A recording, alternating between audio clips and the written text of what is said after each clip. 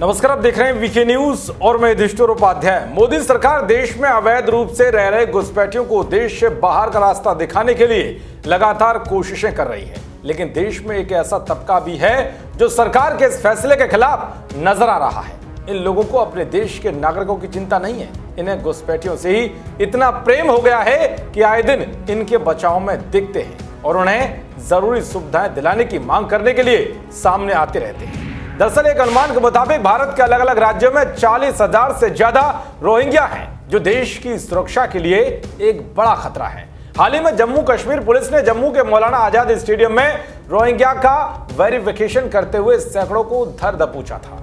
जम्मू में हिरासत में लिए गए 168 रोहिंग्याओं को म्यांमार वापस भेजने पर सुप्रीम कोर्ट ने आज बड़ा फैसला सुनाया है। सुप्रीम कोर्ट ने कहा है कि रोहिंग्याओं को नियत प्रक्रिया का पालन किए बिना म्यांमार नहीं भेजा जाएगा। अभी रिहाई नहीं होगी, सभी को होल्डिंग सेंटर में रहना होगा।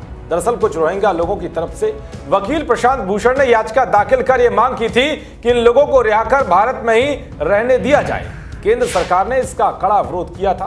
प्रशांत भूषण ने मांग की थी कि होल्डिंग सेंटर में रखे गए इन लोगों को भारत से वापस ना भेजा जाए, साथ ही भारत में रह रहे सभी रोहिंग्याओं को शरणार्थी का दर्जा दिया जाए। उन्होंने कहा था कि इस बात का कोई सबूत नहीं है कि रोहिंग्या लोग भारत की सुरक्षा को खतरा पहुंचा रहे हैं। सुप्रीम कोर्ट में ये याचिका सलीम मुल्ला नाम के शख्स ने दायर की है। याचिका में जम्मू कैंप में रखे गए करीब 150 से ज्यादा रोहिंग्या मुसलमानों को रिहा करने की मांग की गई थी। सलीम मुल्ला की ओर से पेश वकील प्रशांत भूषण ने सुनवाई के दौरान पिछले साल अंतर्राष्ट्रीय कोर्ट के फैसले का हवाला देते हुए कहा था कि म्यांमार में रोहिंग्या मुसलमानों की जान को खतरा है और ऐसे में लोगों को वहां डिपोर्ट करना मानव अधिकार का उल्लंघन है। वह इस मांग का विरोध करते हुए सॉलिसिटर जनरल तुषार मेहता ने कहा था कि जिस अंतर्राष्ट्रीय समझौते के आधार पर वो फैसला आया, भारत ने उस पर दस्तखत नहीं किए हैं। भारत सरकार ने अपनी संप्रभुता और राष्ट्रीय हित के आधार पर कई अंतर्राष्ट्रीय समझौते से दूरी रखी है। तुषार मेहता ने बताया कि भारत सरकार की म्यांमार सरकार से